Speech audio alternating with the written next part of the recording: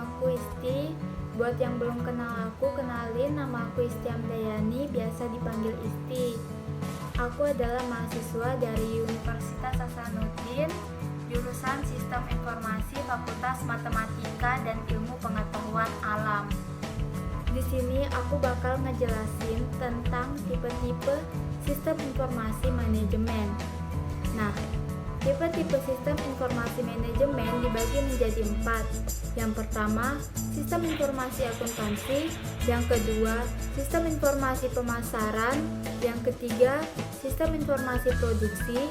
Dan yang terakhir, sistem informasi sumber daya manusia.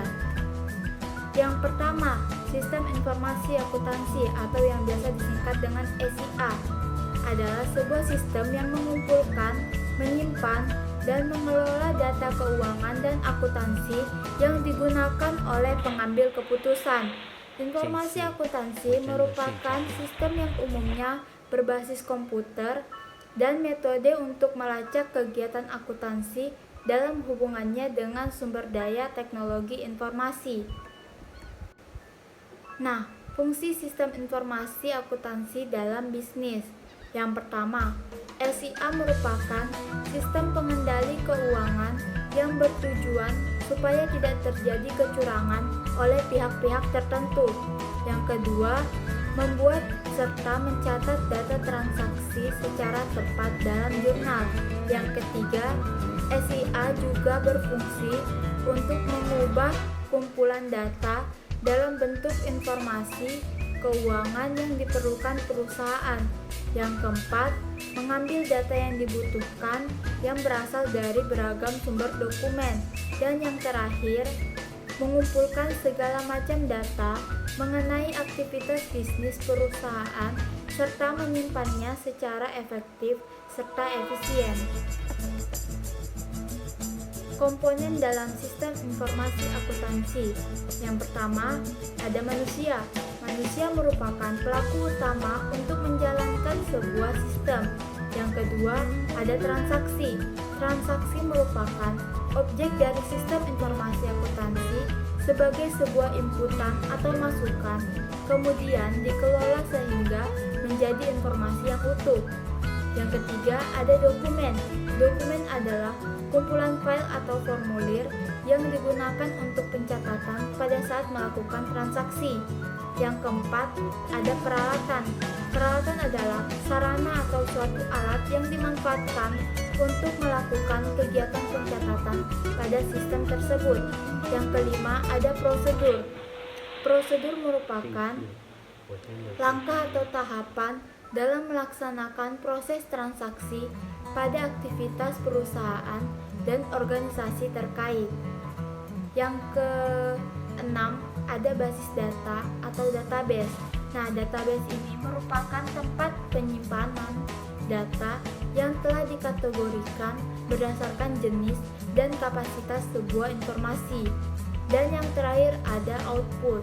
Output adalah hasil produk dari penerapan sistem informasi akuntansi berupa laporan yang nantinya diserahkan kepada pihak yang bersangkutan atau stakeholder.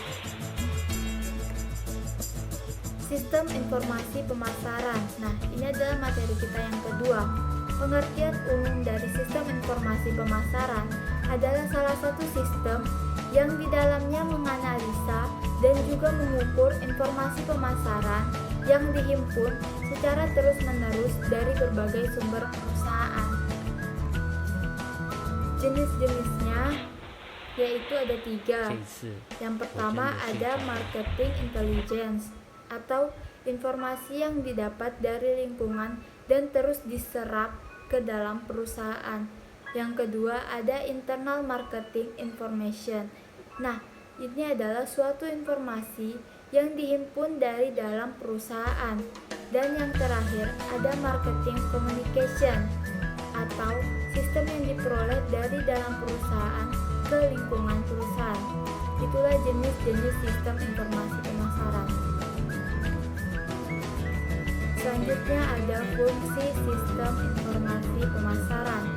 Sistem Sistem informasi pemasaran memiliki beberapa fungsi yang bagus untuk dijalankan oleh perusahaan. Di antaranya adalah sebagai berikut. Yang pertama, pihak perusahaan akan dimudahkan dalam hal mengontrol perkembangan bisnisnya. Yang kedua, meminimalisir terjadinya human error. Yang ketiga, membantu memudahkan setiap sistem informasi yang dimiliki perusahaan.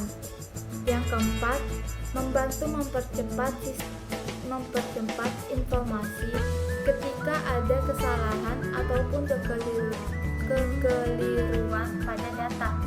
Dan yang terakhir, mempermudah manajemen waktu dalam hal menjalankan kegiatan perusahaan, terutama dalam hal pemasaran.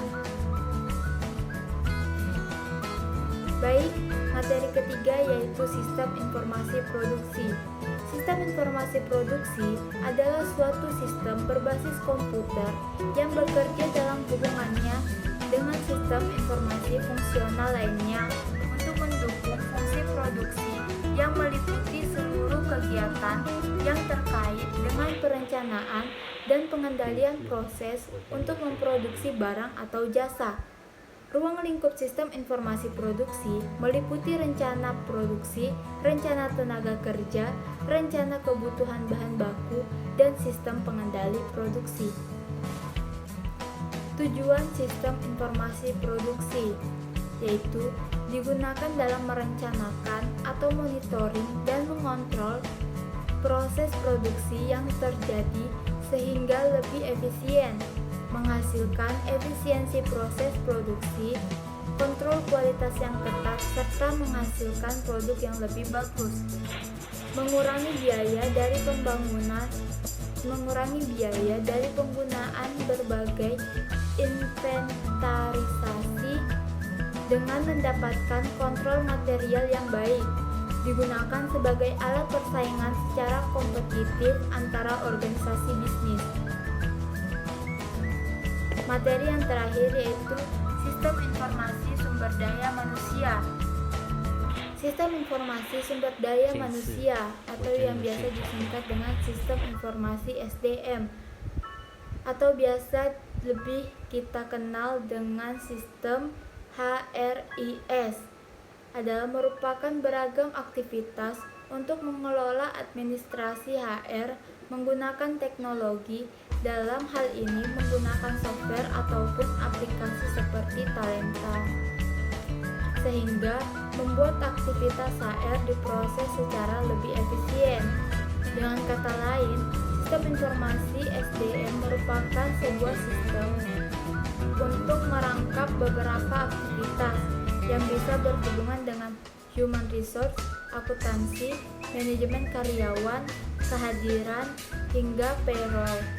Sehingga selain menghemat waktu, penerapan sistem HR yang baik juga bisa dianggap efektif secara biaya.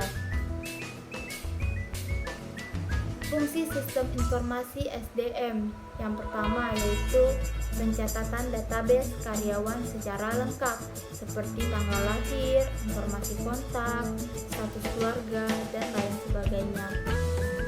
Yang kedua, pencatatan informasi pekerjaan karyawan seperti posisi, departemen, atau divisi, jumlah gaji, atasan atau bawahan, dan masih banyak lagi. Yang ketiga, penghitungan payroll, reimbursement, dan lain sebagainya. Dan yang terakhir yaitu absensi online serta pengajuan cuti. Dan ada beberapa lagi fungsi sistem informasi SDM yang tidak bisa saya sebutkan. Mungkin sekian saja dari penjelasan saya mengenai tipe-tipe sistem informasi manajemen. Kurang dan lebihnya mohon dimaafkan dan terima kasih. Sampai ketemu di video berikutnya. Bye.